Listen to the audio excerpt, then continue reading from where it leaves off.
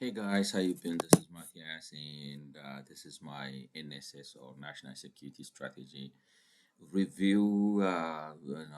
Series. Now this is the seventh episode. Today is January 15th, 2026, and then the previous video, that's the sixth video. uh, I was reacting to one of the paragraphs where it says, what should be the American objective? All right, in the security strategy, what should be the American objective? It's defending and protecting the homeland. But the American, I mean, what you call it? It's already protected in my view. All right, if you look at the security architecture, if I'm not mistaken, the security architecture, it has got three layers, and that's the last, what you call it, if a country comes to that point where it has to protect its sovereignty, then it's not then a global superpower. All right, America is not such a weak global, however you look at it, however one wants to look at it, the United States is the unrivaled global superpower as we speak today. Nothing proves this more than the fact that the Americans are just going out and seizing Russian ships on international water. All right, I'm not saying what you call it. It might sound I'm contradicting myself, but don't rush to judge. I would explain myself that. Um, I was listening to one guy, one analyst, and he says, when the Americans sees Russian, ships which were, having Russian flags, and the Russians were saying we are escorting those ships with our submarines and some, Russian Navy ships and so forth. And the world was expectantly waiting. There is going to be some kind of showdown, at least, Navy showdown. And the Americans seized, and the Russian Navy did nothing. And okay, if that didn't happen, they were expecting some kind of bombastic remark, whatever, in the diplomatic arena, and nothing happened. So he says, we expected some kind of reaction in the, in the waters. Nothing happens, but as if that's not enough, the Russian, foreign ministry said nothing. What I'm trying to say is, people can say this and that, but United States is the unrivaled superpower. It's not defending its, what you call it, homeland. It's way, way, way far past that. All right. So it's I don't think they are in that stage. All right, if they are defending their national, but I have to qualify it. In the, there is a thing called asymmetric warfare. All right, the so-called symmetric and asymmetric warfare. I mean, the Americans, since they are a what you call it, if you want to attack or assail the United States, how you use it, how you, the best way to go about it is to use their vulnerabilities. All right, they are open society, democratic society, and they are welcoming. It's they are receiving migrants, and you can talk shit, whatever. You can say whatever you want. There is no censure. You can start a podcast. You can deploy botnets and so forth. That thing is there. All right, that's not a weakness, or it's not America is not fighting for its life. It's just I'm having trouble. Um,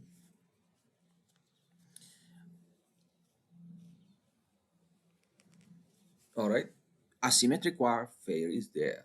All right, which includes psyops. All right, psyops in which means psychological operations, um, misinformation, disinformation, um, infiltration. All right, and then there's isolated lone wolf attacks and so forth, and using immigrants and so forth.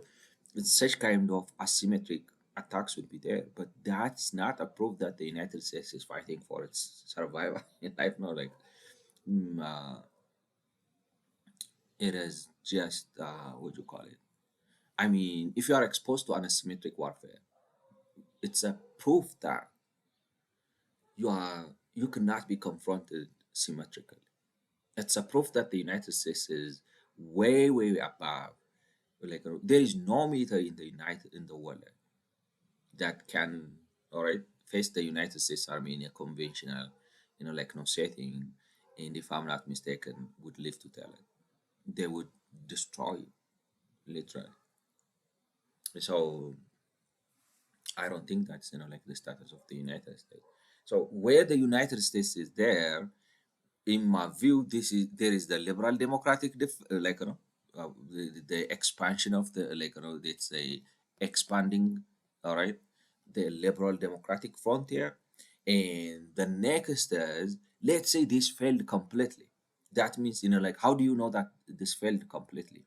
This failed what the United States are doing, for example, they have Taiwan, all right, a democratic example, which is conducting its affairs within the framework of liberal democracy and market economy. And it's challenging China's way of doing things. All right. What is China doing? Saying, like, without saying, all right, at times you speak with your actions, with not only with your words. So what's China saying? I don't have to be market led. All right. I don't have to. People say, China is such a conundrum, a complex political entity. All right, it's not free market; it's market. It's not democratic, but it is bureaucratic. Blah blah. I mean, it has got so many facets, which are it's more or less, for a lack better term, China is a complex illusion.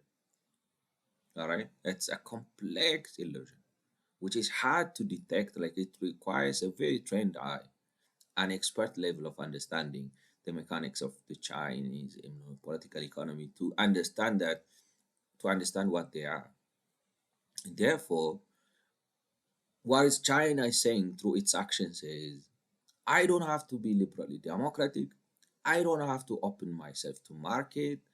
I don't have to abide by the international law. I don't have to respect the free trade agreement and so forth. All right. I can do things the way I see fit, the way I like. That's not a problem. But they set an example and they create a lot of problems. Like it's what I'm trying to say is, analyzing China itself is on itself another thing. But I mean, it would be taking me out of my main topic, and I don't want to detour and get lost, in the maze of that thing. So I'm struggling, to frame it in such a simple, summarized, and synoptic way. So what I'm trying to say is, China is speaking with its action and saying, "I don't want to be democratic," but it has got it's saying something more than that. And the United States is saying or speaking through Taiwan. All right, there is a country called Taiwan next to you. All right, which has got this undefined status. All right, where is it part of China or is it not an independent nation? And the Americans are following this so-called strategic ambiguity. I mean, they tell you right, right to your face, what is our Taiwan strategy? It is a strategic ambiguity. That is, do you recognize, they diplomatically say they have, the so-called one China policy. All right, that means they recognize Taiwan to be part of China. But what do they do? They, I mean, they have some kind of relationship with Taiwan, which makes it look like China, Taiwan is a de facto an independent nation, a democratic nation. And if China somehow tries to annex, to incorporate Taiwan by force, it looks like the Americans are willing to defend it. All right, they say at times we will defend it. At times they say maybe we're done, and they become strategically ambiguous intentionally. But the struggle is the main contention, point of contention is what you're going to adopt liberally democratic system and become a rule abiding part of the world. All right. The Chinese are saying, F that. All right. We're not going to buy that. All right. We do things our own way. So Taiwan is what you call it, the frontier in the American pressure point on China, saying people are living under democracy. They can write, they are free, they are rich, everything. All right. I mean, you don't have to be this controlling freak to enjoy whatever you are enjoying. Everything the Chinese enjoy, the Taiwanese can enjoy. All right. And being democratic doesn't stop them from achieving whatever China achieved. Therefore, for for um, China, Taiwan is a bad example. All right, therefore they want to make sure that they like their sense of argument is like we don't accept this thing called one country two system. You have to come I mean, you can see what they are doing in Hong Kong. I mean, they are tearing it apart. All right, making sure that they are the boss. All right, all this democratic nonsense, they are making people pay for any affront they can stage against the Chinese government, authoritarian tendency. So they want to do the same to Taiwan, and that's the frontier. All right, what the Americans are fighting for now, it's forget it. Homeland protection, that's way.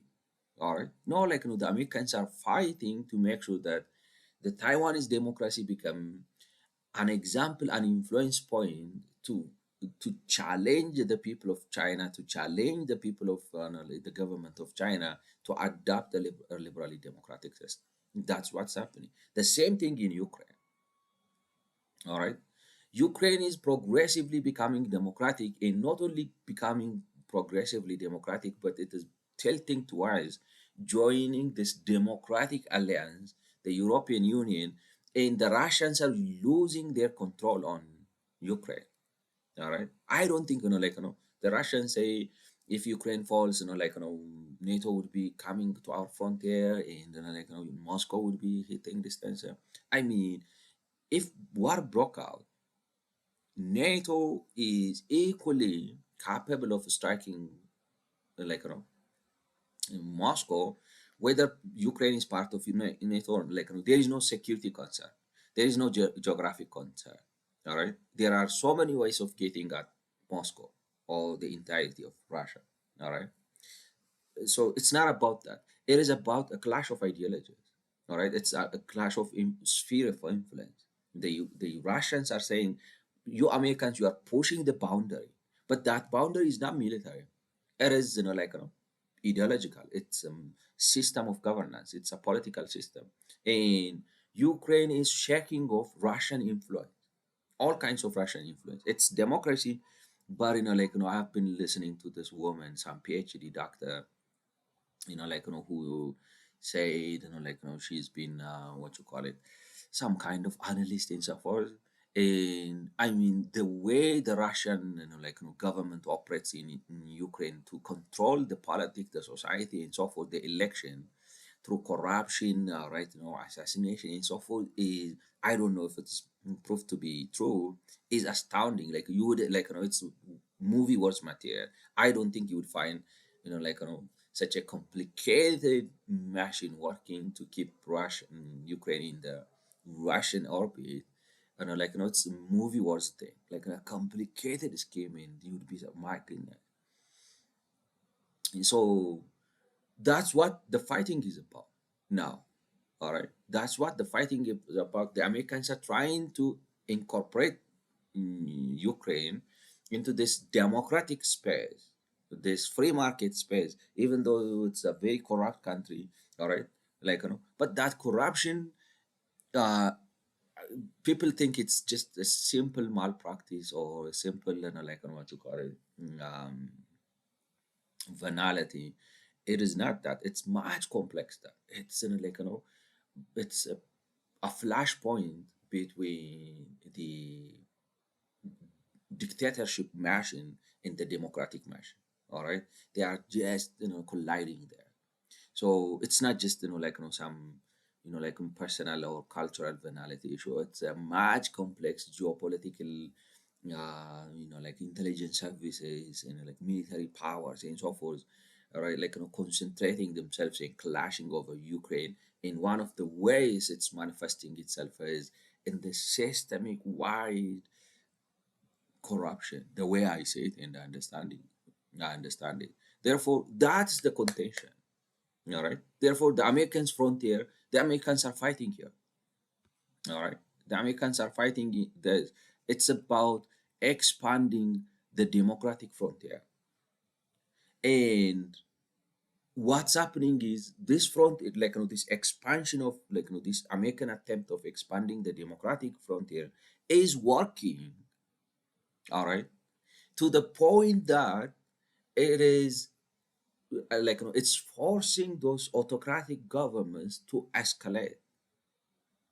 All right. I mean, it was an ideological battle. It was an influence battle. All right. It's all about frontier expansion battle. But this frontier is not a colonial frontier. All right. It's a different, it's not like two colonial masters fighting against each other. Rather, each is trying to expand its sphere of influence in, its way of doing things. So the Americans are expanding in Europe by trying to incorporate Ukraine and taking it out of the orbit of Russia, and in the East they are trying to keep Taiwan, all right, untouched, because it's their frontier. China is trying to change that. China is trying to undermine every American ally there. All right, the Philippines are American ally, and if you watch the news, you see them, abusing the Philippines in every way. All right, especially on the so-called their claim of the South China Sea. They are building artificial islands and so forth. So the Chinese are trying to push the United States back. All right, get out of our our backyard. The United States, no, I expand. I don't retreat. I don't retract back. So there was a status quo, and that status quo is proving problematic to China, and the Chinese are escalating. All right, escalating, and they are turning it into kinetic. What was simply a diplomatic, a trade and so forth. They're trying to escalate it into a kinetic war. That means if someone wants to escalate, that means that person is threatened. The peaceful, all right, the somehow cold cold war strategy has not worked. They are losing that game. All right, that influence game, they are losing it. Therefore, because it's kind of saying never die, and they want to react, and that's what's happening. So the Americans are fighting here, all right, not even here. The Americans would be coming to this frontier, you would say, in my view, this is my own architecture definition. All right, it's not based on any textbook or any other insider information. It is just my own architecture which I constructed for this purpose. So the Americans would come to this layer, all right. If, for example, Ukraine fall, all right, the Russians, as they planned, they simply march into Kiev, all right, and ousted the or let's say Zelensky run away. They install someone they want there, just like the Americans did in Venezuela, all right. They control everything, and that puppet, political leadership in Ukraine completely obeys the orders, wishes, and dictates of Moscow. Then the Americans are pushed back, you can say. So what now? They would be in that state where they would be fighting so that Russians do not exercise such kind of power in their region. All right, dominating and suppressing their surroundings. All right, that's the second layer. The same thing in Taiwan. If for example, China launched a surprise attack and invaded, all right, Taiwan, and incorporated it into China by force, then this frontier is broken, you can say. this, this defensive frontier is broken, the Americans have come to the second layer. But that's not happening. Not only that's not happening, but in reaction to that, for example, Japan, which has been denied of building, its own army, now is given a free rein. You can build your army, you can defend yourself. And Japan is expressly stating that if China attack Taiwan, we're gonna defend it. And they are not mean soldiers. And these guys, they really know how to fight. All right, everybody knows. So, and the Americans are restructuring, resuscitating their defensive architecture there. All right, even though some say like we have to like. I mean, I don't want to go into the details of it, but I mean, they are just activating their assets, so to speak. All right, Japan is coming back, Philippines is coming back, and they have the these alliances and so forth. They work with India, even though India is playing all sides, and the Americans are here. Even this frontier is not touched. This frontier would be touched if Taiwan is by force incorporated into China and the Americans do nothing about it, and Ukraine is incorporated, even or incorporated. The Russians are not explicitly saying we want to bring Ukraine back. What they are saying is no, you cannot do whatever you want. You have to get approval from Moscow for any kind of international, so to speak. Your foreign policy should be dictated from Moscow, not Kiev. All right, that's what they are saying. And the Americans, the Americans are saying, no way, it's an independent nation and it can choose whatever it wants, and you cannot dictate that. All right, so that's the point of contention. That tells you the Americans are on the last frontier. All right, defending the homeland is way this had to fail, this had to fail. After that, it's only after that the United States will be considered as a nation who's defending its own sovereignty. But it's nowhere near that. But just to qualify this, sorry, to qualify this doesn't mean that there is an asymmetric war against the United States. There is, all right. They want to,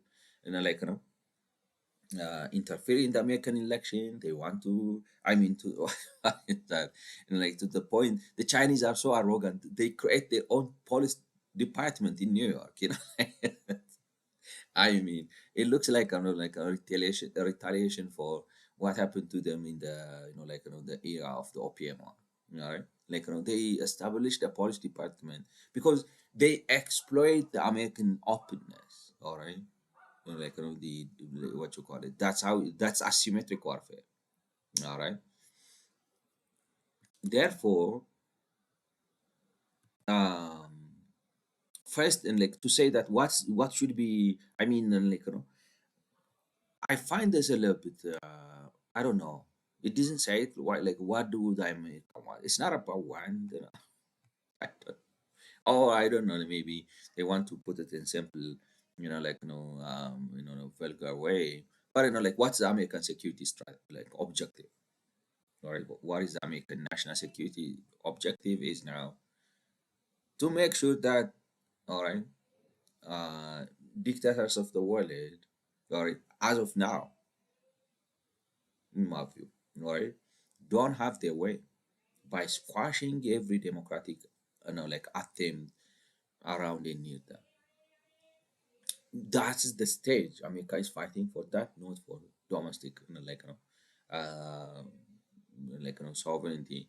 First and foremost, we want the continued survival and safety of the United States as an independent sovereign republic whose government secures the God-given natural rights of its citizens and prioritize their well-being. I maybe I don't know okay. We want to protect this country, its people, its territory, its economy, and its way of life from military attack and hostile foreign influence. Uh, I think hostile foreign influence, this should be all right. Maybe if you want to restrict it to domestic front, we're exposed to the better way of it is, in my view, the better way of putting it is we're exposed to this asymmetric warfare. We have been infiltrated. We have been misinformed. Our society is exposed to like an industrial scale misinformation campaign, all right, an industrial is scale disinformation tactic, and it's not something trivial. It can really control a nation and create a lot of problems. Therefore, we have that. I accept that. But to say that the American, I mean, I'm not saying you should not defend your homeland. Of course, you should defend your homeland, but the Americans are way past. Already, that's covered. All right, that's covered. Let alone that, all right, the second frontier is also covered. The fighting is on the third frontier. All right, and it should be put that way, in my view, if I'm right. Whether espionage, predatory trade practices, drug and human trafficking, destructive propaganda, and influence oppression, cultural subversion, any this stands out. All right, this is the current domestic challenge of the United States, and especially I don't know, I couldn't find is, but they have to fight the drug war, but I don't think they have to fight the drug war by bombing, what you call it, drug lords. I wish I present the question, all right, to let's say, let's say to Gemini, all right, how effective do you think the these things they want to be politically correct and they create problems. Or let's try on all right, how effective do you think is the current Trump administration's crackdown, right, heavy-handed crackdown on drug trafficking? Uh, has it, has it resulted in, uh, you know, like, you know,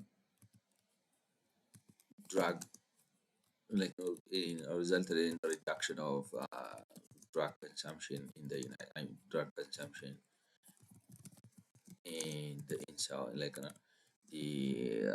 the fatalities of it. Ultimately, how do you measure it? You can bomb, the heck out of them. You can kill everybody.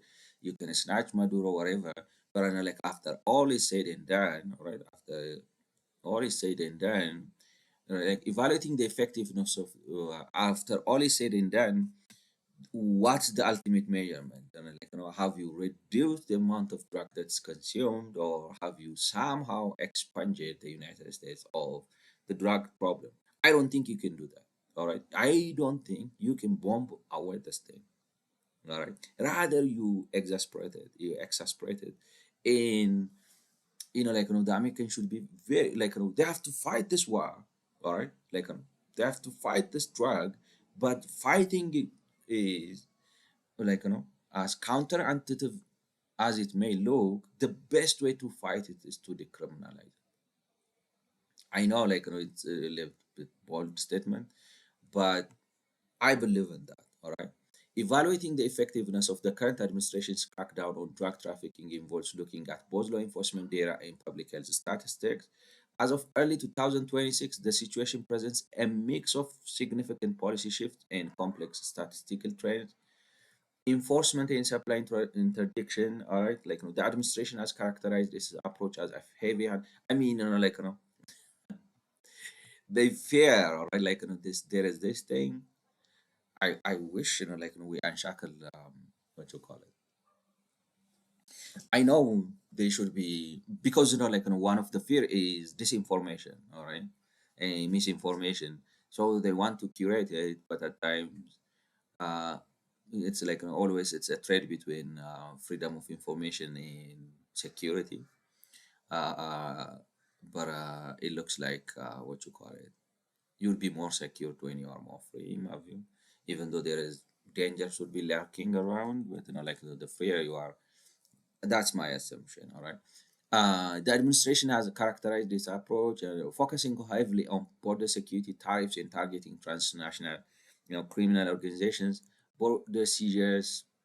Customs and Border Protection reported a substantial increase in drug seizures through 2025. I mean, you can increase, but like it doesn't matter how much you sell, all right?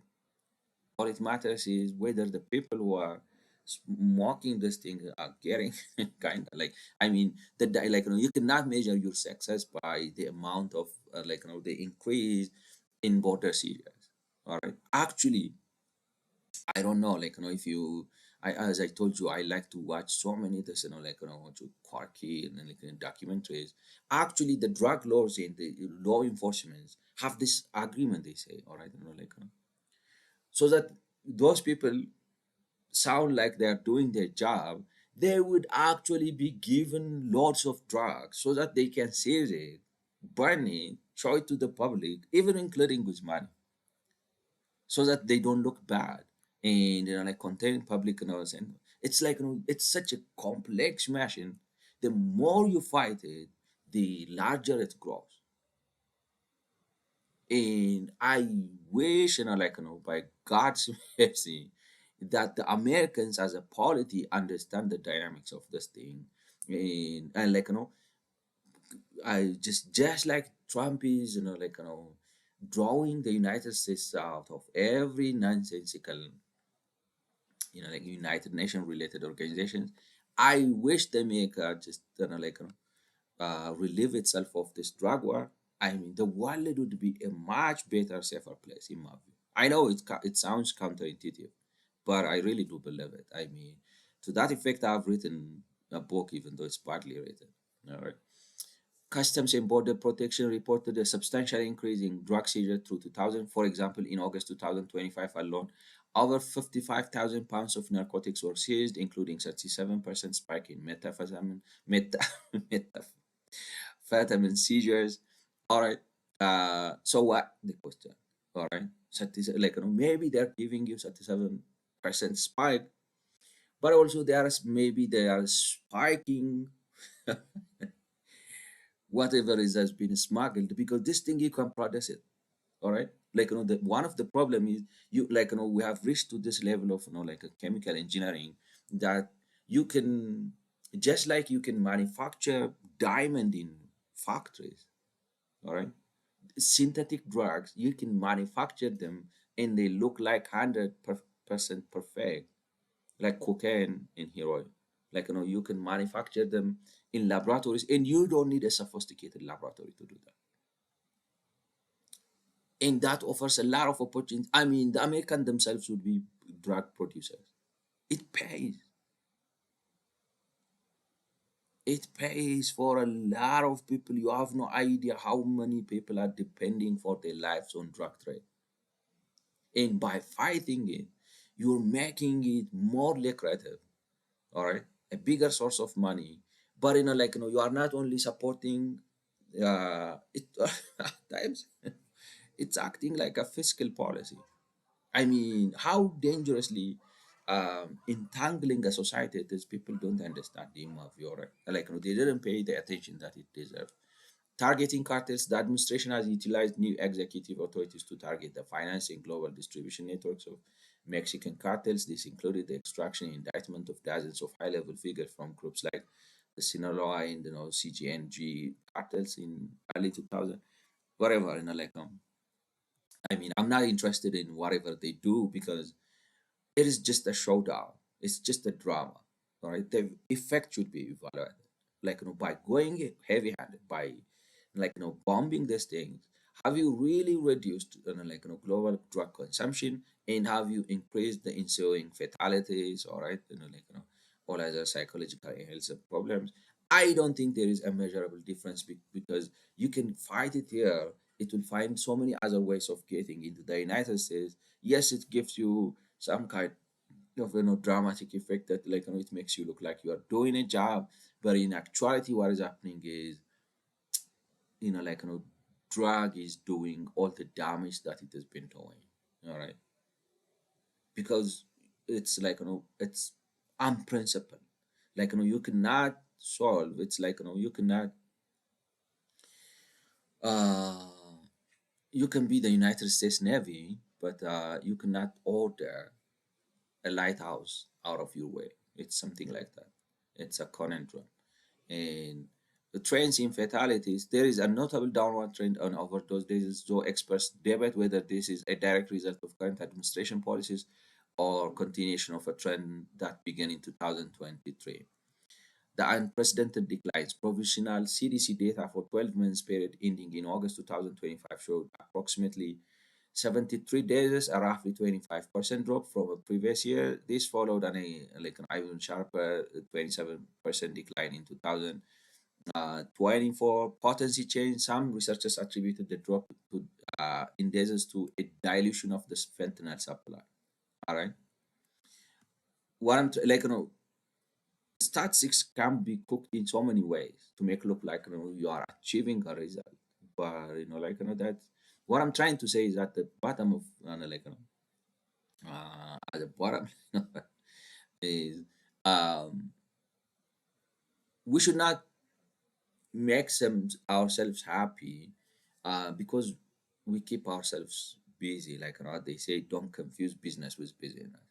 And it looks like people are getting so excited about figures, all right, actions, bombardments, and so forth. But the actual debilitating effect is continuing, all right? And so, I mean, it's an organized, sophisticated business, all right, which is engulfing all kinds of society, governments, banks. I mean, the level of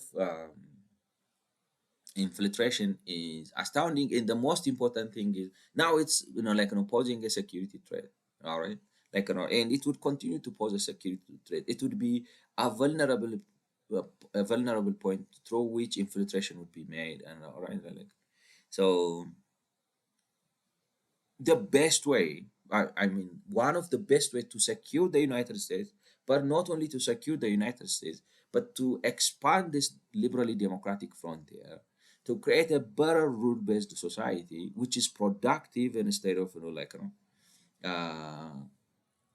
productive instead of drug addict or whatever, is to decriminalize this thing and change the modes of production into other systems so that people depend on grain farming instead of cocaine or heroin or opium farming. All right. Now the economic incentive is there. You can do nothing about it. All right.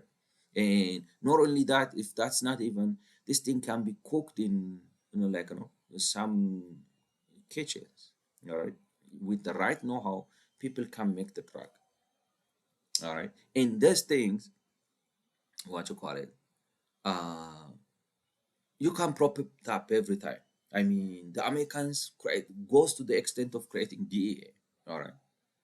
And you can go heavy-handed, and somehow you can bring some statistics like this, like in the past 12 months there is a 20% drop and so forth, but these things are temporary. All right, you cannot keep that heightened security position forever. All right, it's like fighting a forever war. How can you do that? All right, like a war, you can be in this security posture for some time, because you believe that this thing is going to come to an end in a immediate future, in a year, in two, in three, in four, or five. But this is not something that you are going to win.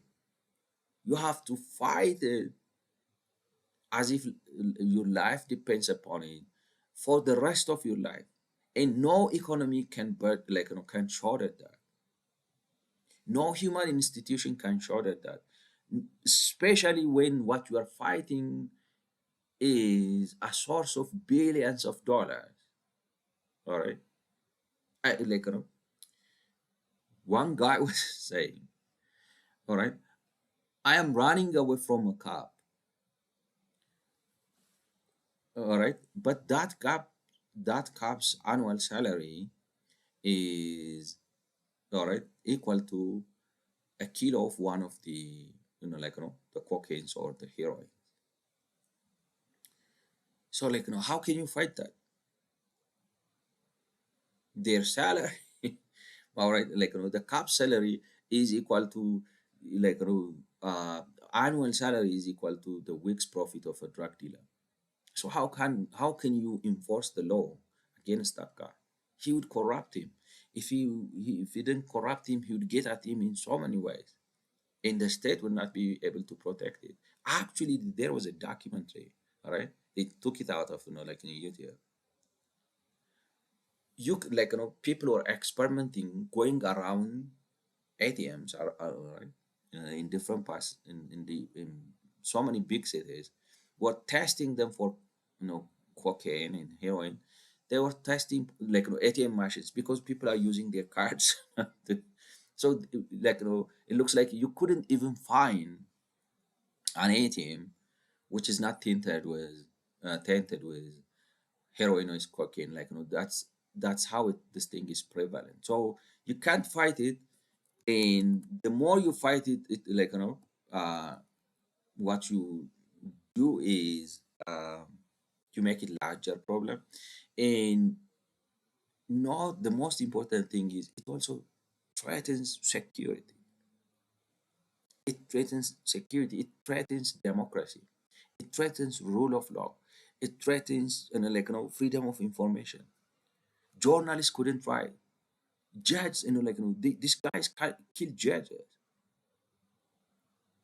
because there is too much money. You are giving them this unprecedented amount of power. They are state within a state. On top of that, they are psychopathic criminal. No emotion, no human desire. So that make them very dangerous, uh, problems to the security of the world. All right, they are really destroying. I mean, my goodness, uh, people don't talk about it. I mean, what you call it? It's uh, mafias are destroying Italy. All right, they control the political system. You can do nothing. You wouldn't believe, you feel like, have you seen those people? For example, they go into some of the cities in the southern part of Italy, and they would be interviewing people. All right, business people, and they would be asked if there is an influence of the cartels, the mafia. The people are so scared to speak about that. What, you feel like, are these people living, in some ISIS territory? Honestly, the loss of freedom of expression, the loss of dignity, and the host of things that would ensue from that. The the the level of bad governance, the infrastructure failure, and so forth. European Union have been trying all sorts of things to revitalize, southern Italy, but all the money comes, and it's as if, you are giving the money to this, different mafia family. But where is that there? What I'm trying to say is, they have grown to such an extent. All right, they are threatening democracy, they are threatening global security thereby. All right, in in a level or at an extent that's tantamount to what China is doing, in terms of, because the Chinese, I would say, we have our own way of governance and way of life, and don't tell us to democratize, don't tell us to, to open our market, or blah blah. The same way that the Russians are creating, the global drug network is creating that kind of influence to the global. In Latin America, you would find report after report, research after research, how it is affecting democracy, how it is becoming, it has become the most lucrative, economic sector, that it's literally, all right, macheting and killing all the other, all right, uh, economic sectors. And then, in economics, this is known as, so-called Dutch disease. Like for example, you discover a certain kinds of, in your country resource, and let's say, the Dutch, the Dutch, they say discover gas and oil around the 50, 1950s, 60s or something, and they start exporting those things, and as a result of that, they got a lot of, foreign currency, and because of that, their domestic currency become stronger. All right, because they have this trade surplus, and that essentially killed all the other industries, and the Dutch couldn't export any other thing because their export becomes expensive. Most of American countries are suffering from that. It's bankrupting their economy. It's bankrupting their society. It is, um, destroying their political system. Everything that you try fails, because what governs those places is not those people. It's not the ideology. It's not China and so forth. What governs all those places is drug. Actually, there are, research after research. Americans fell in Afghanistan because they fight the drug war there. How stupid should you be? All right, I mean, the hypocrisy is unparalleled. Taliban acts smartly, or whoever is sponsoring Taliban, all right, strategize in a much better way than the entire American, foreign policy strategy, because the Americans were out there deploying all those resources, fighting the farming of opium. The farmers hate Americans, therefore they run to the Taliban. Taliban say, "Farm, all right." Actually, we would be smuggling those drugs and funding ourselves.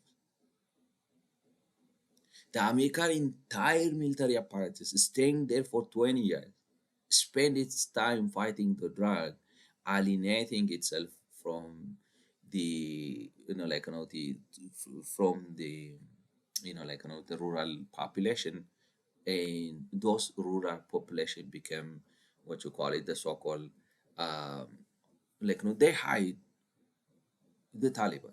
They give them, they become the typical guerrilla hideout.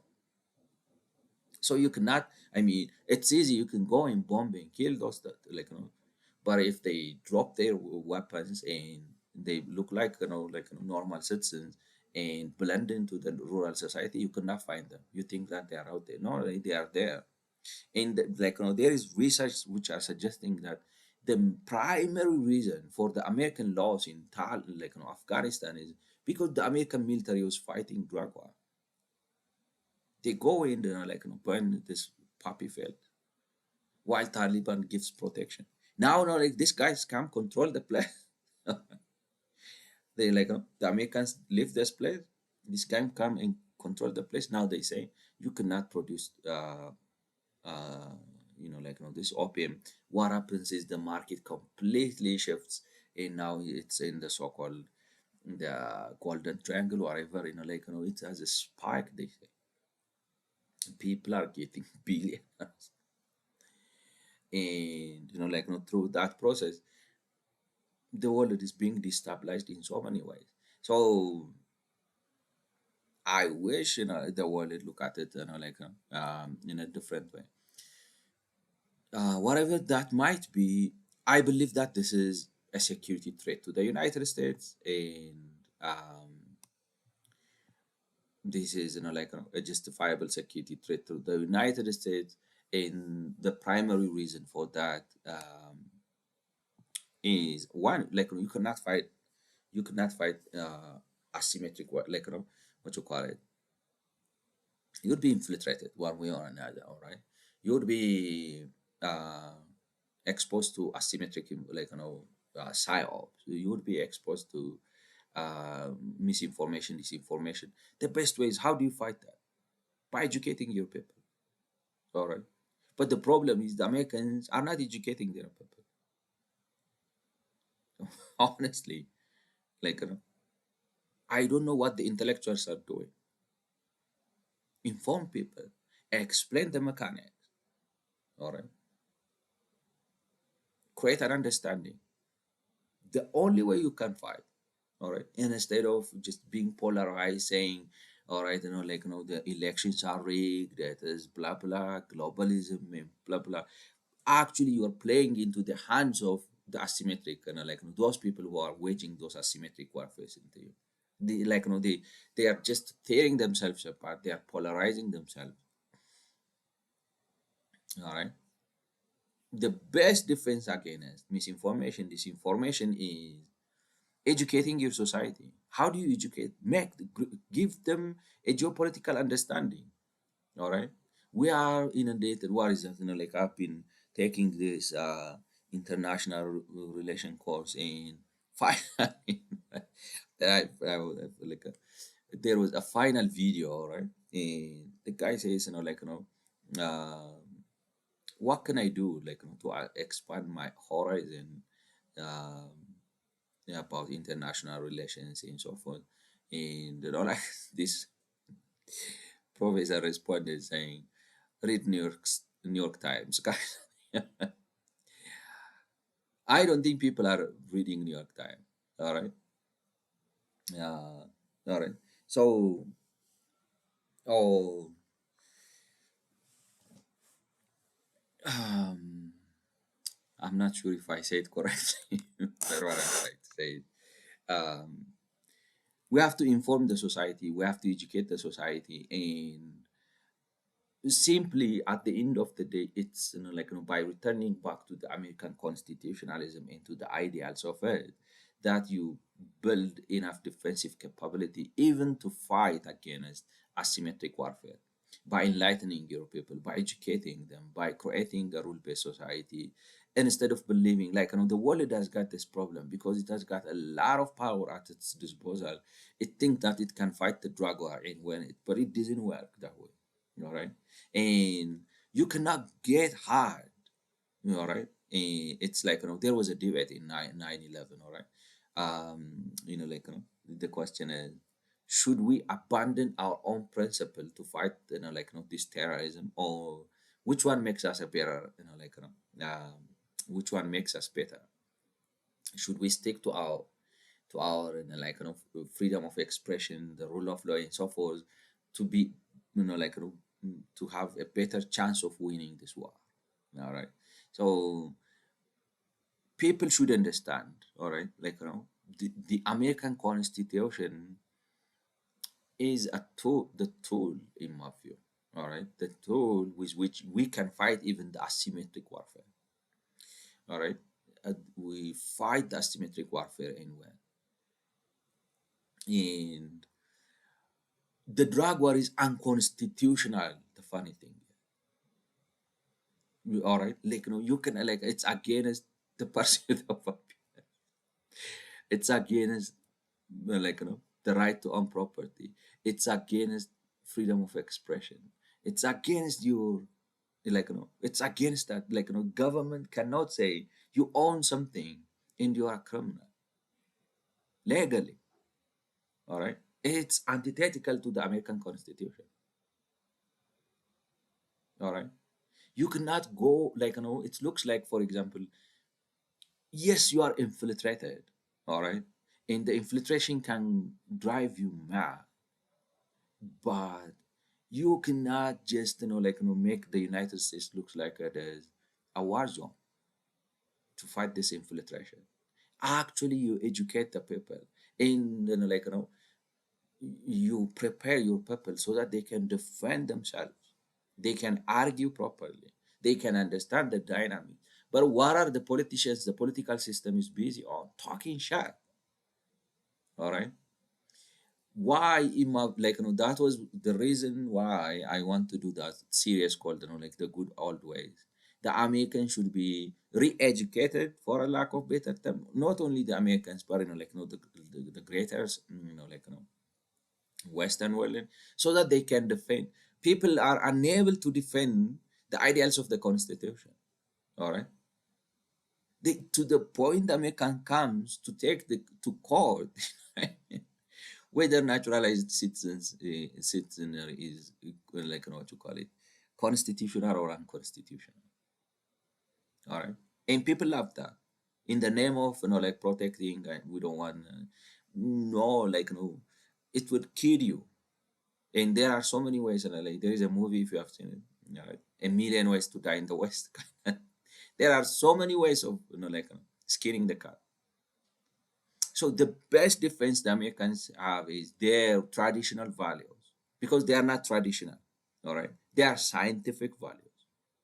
They become traditional just like because they are older. They are not some whimsical, all right, unscientific, illogical, all right, assertions that was being adopted because my ancestors do it. No, like they were scientific ideals which transcend time and which is true all the time, just like the one that I showed you in the Wells of Nations. All right, the idea of we are bound to live together, but when we live because we need each other, but that thing cannot come by dictate of the state. All right, or can we appeal to the benevolence of others? What we can do is we appeal to their self-interest. You do this for me, I do that for you. So we have to understand that the dynamics. Yes, there is a real threat to the American security. Like this chapter says about asymmetric warfare. All right, but asymmetric warfare is a nation can defeat asymmetric warfare through democracy, through education, through enlightenment, through the rule of law, through not fighting the drug war, but decriminalizing the drug and so forth. So it, in my view, I might be struggling to explain it, but in my view, we need a paradigm shift. We have to contemporize the old ways so that we can fight present dangers. It's not we cannot change our ways. No, if we change our ways, we lose, because the only winning formula is American constitutionalism. The only winning formula in this world. And when I say unsustainable, all right, you can. I mean, you can win the battle, but lose the war. No, the only way whereby you can win both the battle and the war, or even you lose a battle, you would have another day to fight another battle and make sure that you have successive victories over the subsequent battles. The only way to do that is by staying true to the ideals of constitution. More importantly, how can we contemporize it? What is the essence of freedom of expression? What is the essence of the right to bear arms? What is the essence of the property right? What is the essence of blah blah, all those amendments, all those constitution? We have to understand them and what do they mean in the contemporary world. All right, how can we apply them to the present problem? All right, that way, it's only that way that we can fight this war, fight it good, and enjoy the victory. That's what I have to say. Thank you for listening. I'll continue. God bless. See you in the next video.